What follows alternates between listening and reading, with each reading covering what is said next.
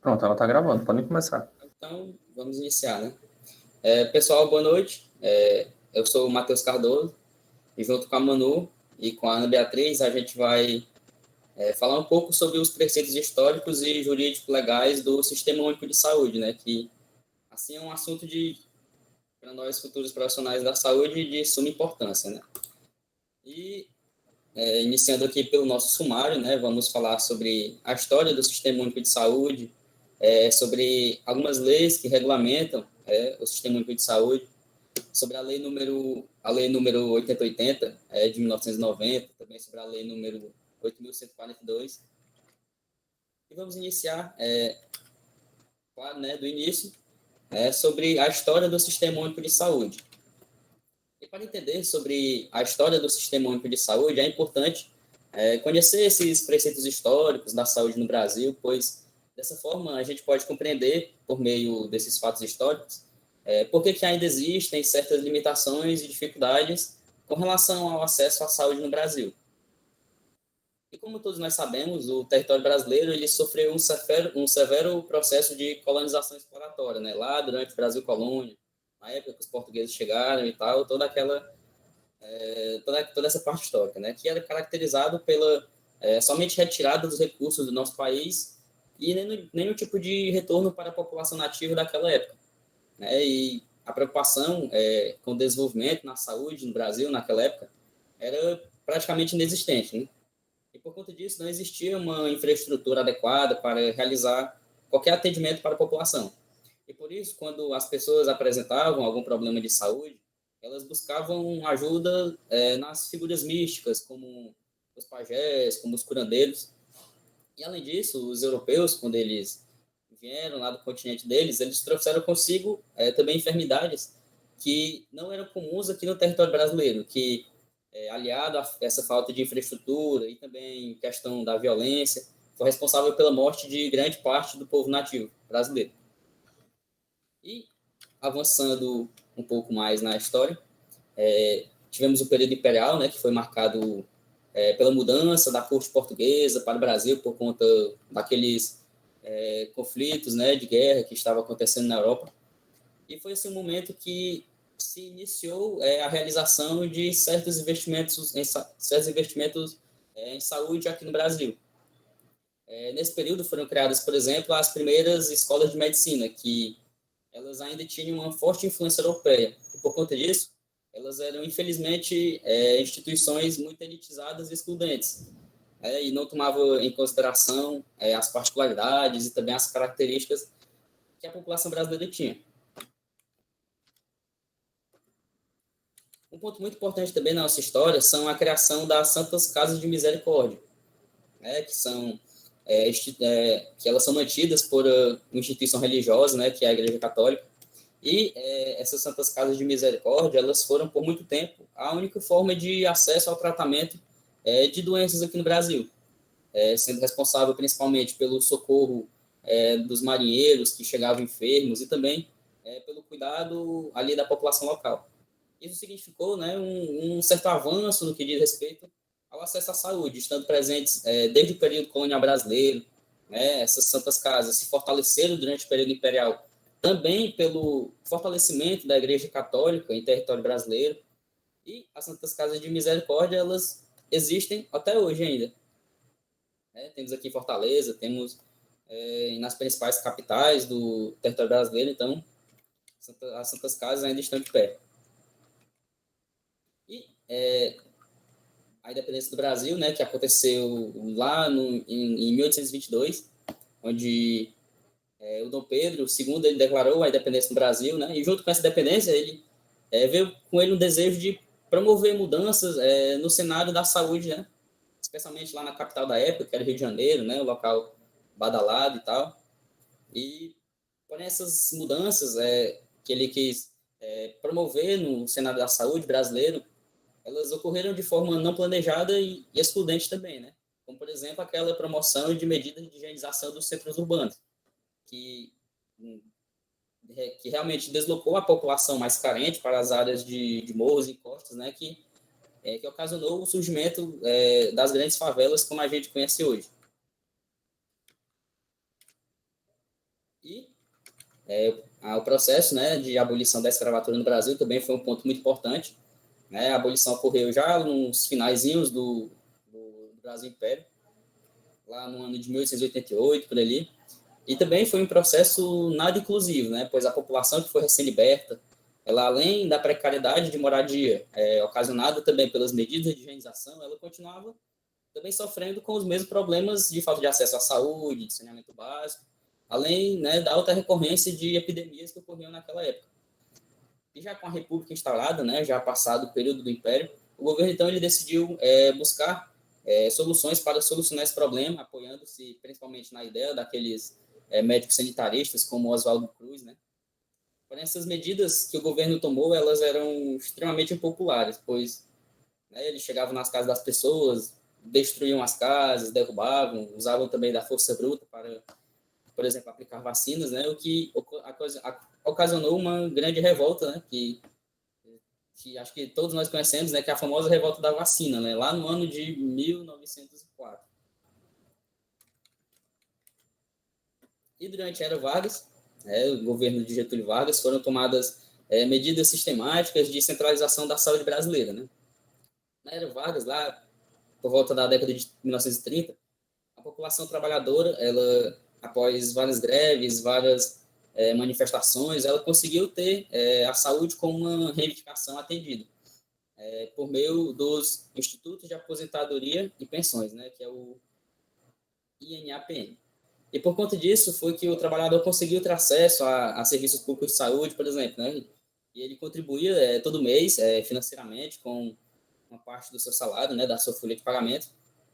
E, porém, a gente percebe que essa iniciativa de promoção de saúde, ela excluía aquela parcela, grande parcela, né, da população pobre, né, porque uma grande parcela da população não trabalhava e também tinha os trabalhadores rurais que não participavam dessa aposentadoria. Então, era realmente muito excludente. E ainda durante o governo de Getúlio Vargas, em 1953, foi criado o Ministério da Saúde, né, mas mesmo assim, o Ministério da Saúde, ele não atendia a população, porque a assistência médica ela continuava ainda nas mãos do setor previdenciário, né? Pois só tinha direito à assistência quem trabalhava com carteira assinada e também quem era contribuinte.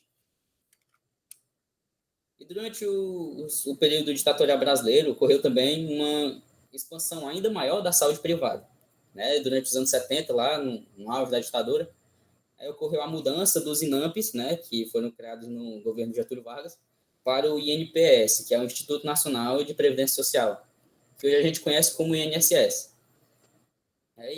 E a saúde, com essa mudança, ela ainda fica mais dependente da iniciativa privada, né, e foi nesse período que apareceram os primeiros escândalos de corrupção, de desvio de dinheiro, o que gerou uma grande crise na Previdência, né, associada também a uma crise econômica que estava acontecendo naquela época, devido à a forte internacionalização da economia brasileira, que era a política econômica que os ditadores eles propuseram naquela época, né? E deu muito errado mais na frente. E falando agora realmente sobre a institucionalização do SUS, que ocorreu com o fim da ditadura, ocorreu com a redemocratização do Brasil e com a criação da Constituição Cidadã de 1988, a saúde ela passou então a ser um direito de todos e um dever do Estado, criando assim uma base para o sistema público que nós temos atualmente. E foi durante a 8ª Conferência Nacional de Saúde, em 1986, né, que foi um dos momentos assim, mais importantes na definição do Sistema Único de Saúde. E lá em 1990, o Congresso Nacional, através da Lei 8080, ela aprovou a Lei Orgânica de Saúde, né, que era uma lei que detalha sobre o funcionamento do Sistema Único de Saúde, né? Sabendo que esse Sistema Único de Saúde ele resultou de um processo de lutas, de um processo de mobilização popular. Então, a gente percebe que essa proposta que universalizou as políticas de saúde de forma mais ampla, né, ocorreu quando essas discussões sobre a saúde pública elas trouxeram as questões de equidade e assistência de saúde para todos os cidadãos brasileiros. A partir dessas discussões foi que se criou o SUS, que ele existe até hoje, graças a Deus, e que cada ano ele se transforma cada vez mais para atender essa nossa população. É importante a gente sempre ter em mente que o SUS ele é, acima de tudo, né, um resultado da luta do povo por seus direitos mais básicos.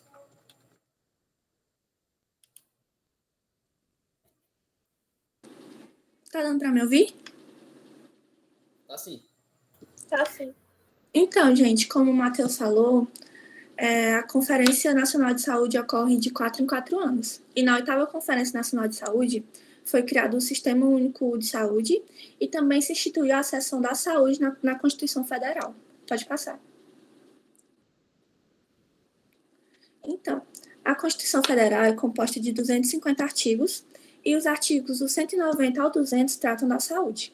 O artigo 196, que eu acho que é o que todo mundo já conhece, fala que saúde é direito de todos e dever do Estado. E o artigo 198 constitui o Sistema Único de Saúde como uma rede regionalizada e hierarquizada de ações e serviços públicos de saúde. Então, existem duas leis orgânicas da saúde que regulamentam o SUS. A primeira é a Lei nº 8080, de 19 de setembro de 1990, e a segunda é a Lei nº 8.142, de 28 de dezembro de 1990. Então, agora a gente vai falar um pouquinho sobre a Lei 8080 e o que ela aborda. Ela aborda as condições para promoção, proteção e recuperação da saúde, regula também em todo o território nacional as ações do serviço público e privado.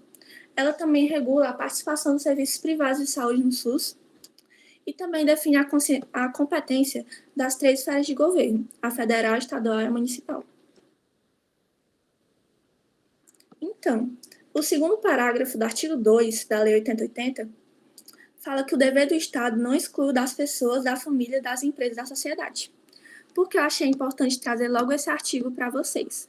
Porque eu não sei se vocês se lembram que eu acabei de falar da Constituição Federal, do artigo mais conhecido dele, que fala que a saúde é sim o dever do Estado. Mas por que esse artigo faz assim que a gente não pode excluir o dever das pessoas, da família, das empresas, da sociedade com a saúde? Vocês têm alguma ideia?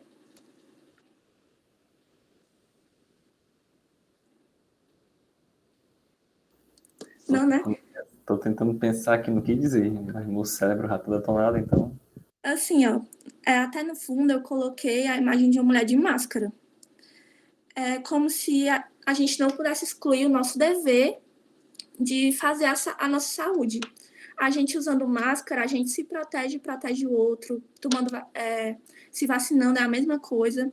Então, o Estado tem sim o dever de nos fornecer saúde, mas isso não exclui o que a gente precisa para nos fornecer saúde.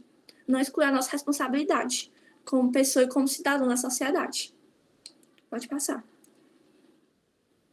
Então, são 3 os objetivos do SUS.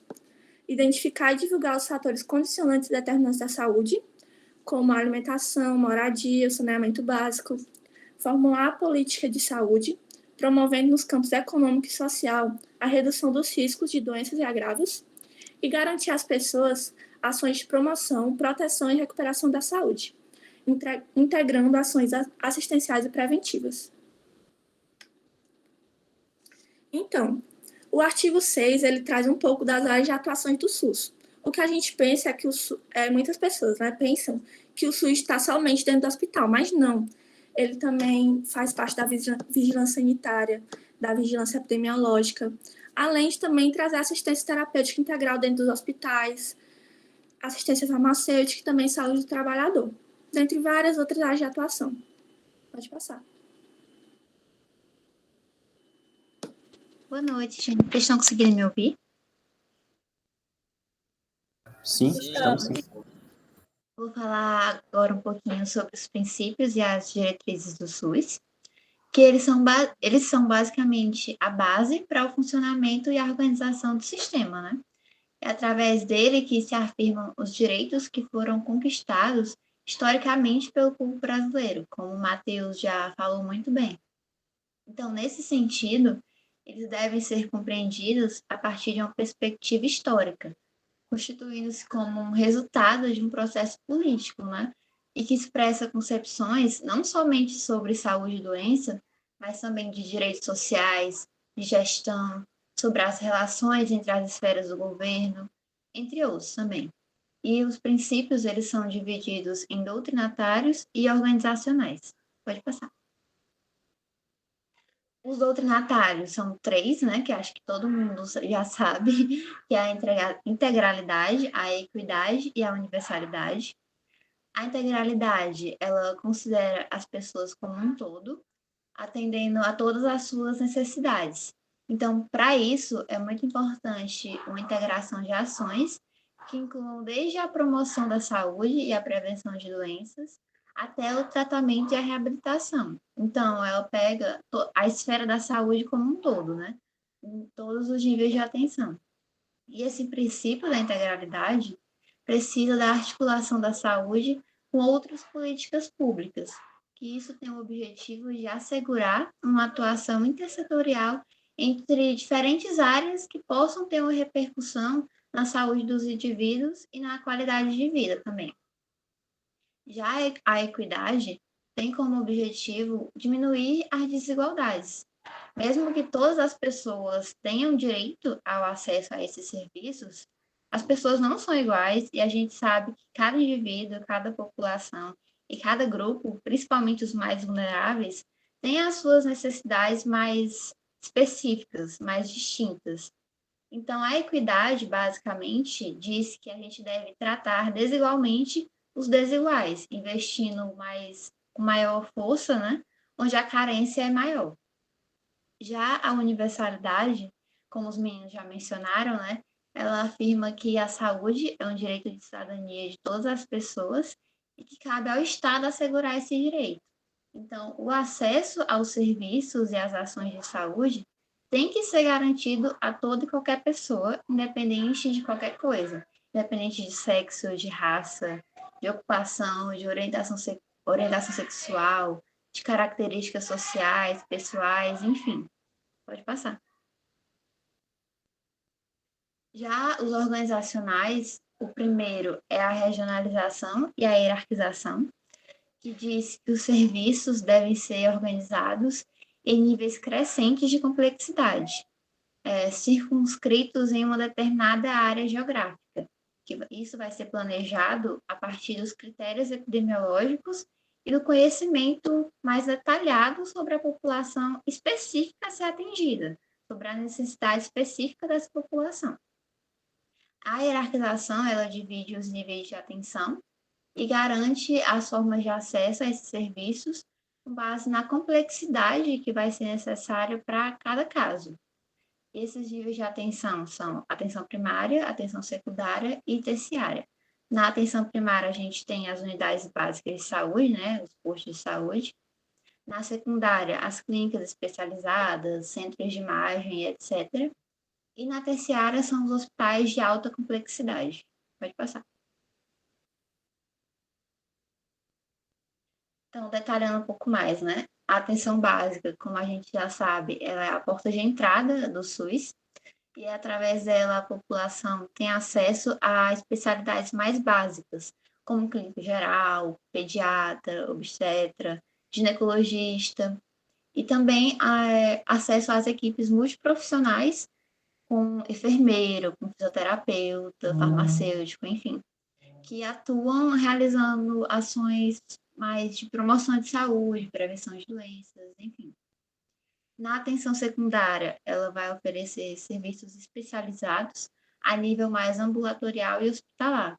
E nesse nível de atenção específico, tem uma grande demanda pelos recursos e pelos serviços, né?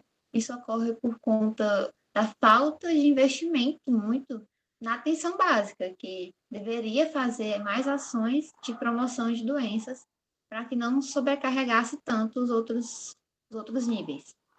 E o último nível é a atenção terciária, que é caracterizada pelos serviços de alta complexidade, com atendimentos geralmente encaminhados quando o problema não é solucionado de maneira efetiva na atenção secundária.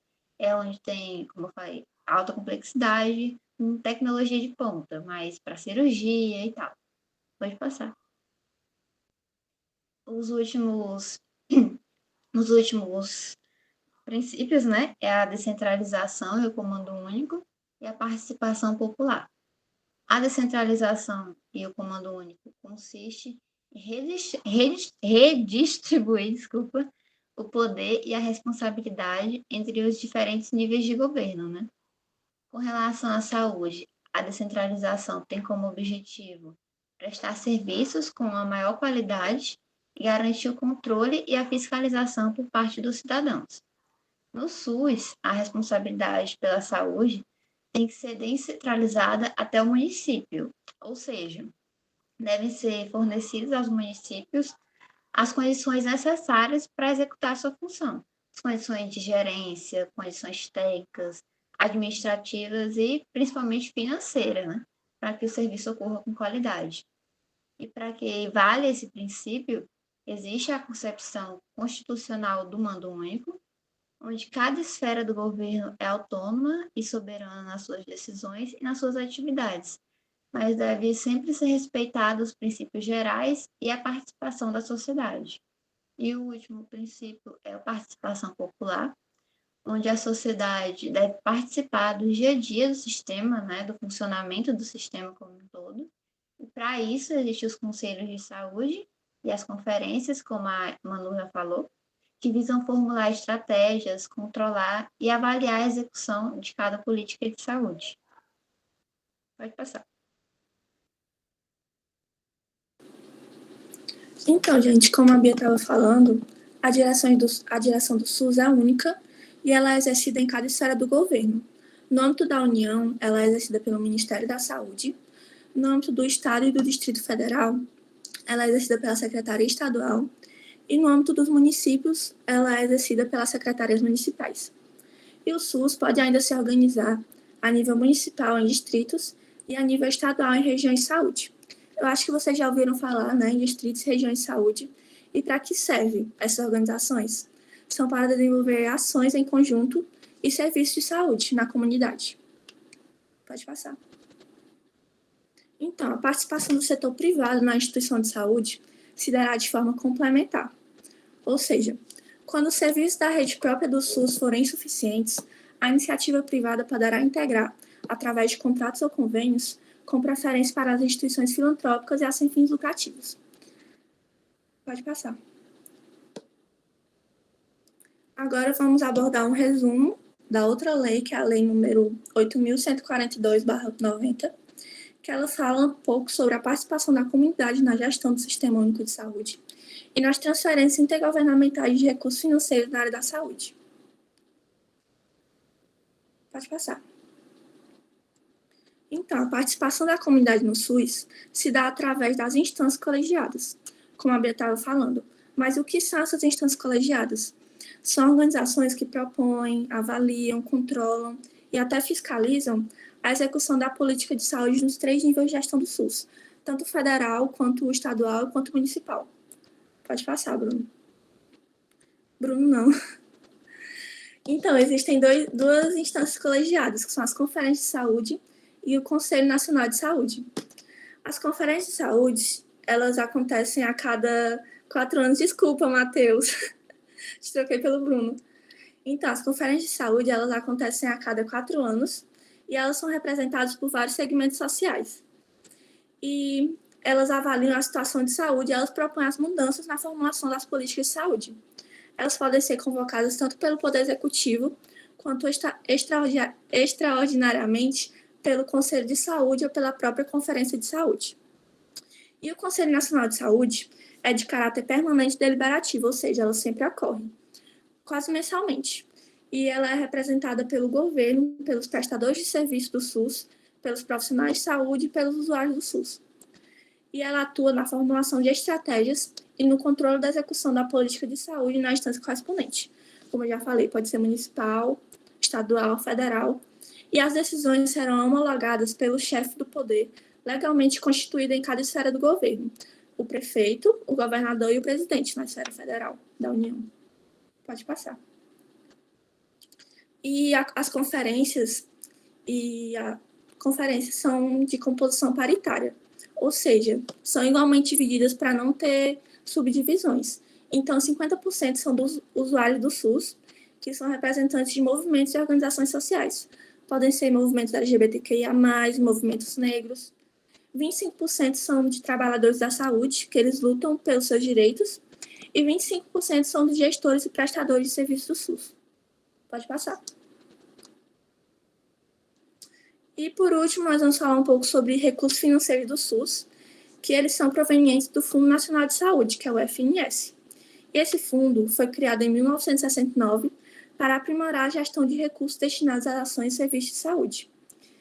E a transferência desse recurso ocorre do Fundo Nacional diretamente para os outros fundos, municipal, estadual e do Distrito Federal. Pode passar. Essas são as nossas referências. Se depois vocês quiserem dar uma lida para querer saber mais. Muito obrigada pela atenção. Se tiverem dúvidas, pode falar com a gente. Viva o SUS! Galerinha, vocês arrasaram, viu? Perfeito. Vão ser hoje as estrelas lá do Instagram e já estão sendo aqui. Pessoal, se tiver alguma dúvida, quiserem comentar também, fique à vontade aí. E já avisando, eu sei que vocês já devem estar cansados disso, mas a gente vai ter um Kahootzinho agora no final, viu? Para ver se estão prestando atenção. Eita! Quem ficar primeiro vai ganhar um grande Metade, viu? Eita!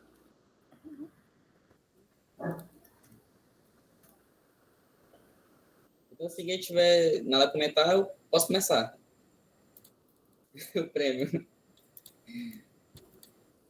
Manda o link no chat, tu mandou? O prêmio é o bombom de café.